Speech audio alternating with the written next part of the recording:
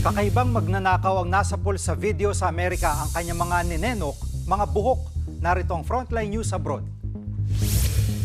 Sapul sa CCTV nang basagin ng lalaking ito ang glass door ng hair extension business na yan sa Los Angeles, California sa Amerika. Dire-diretso sa loob ang lalaki. Sa isa pang anggulo, tila kabisado ng magnanakaw ang mga hahalugugin.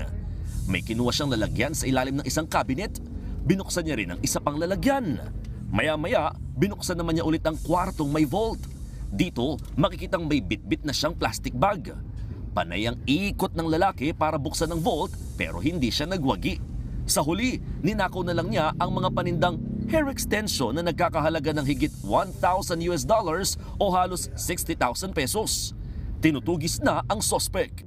Nagbabalita mula sa Frontline, Mon Gualvez, News 5. Mga kapatid, Jiggy Manikad po, iba na ang may alam at may pakialam sa panahon ngayon.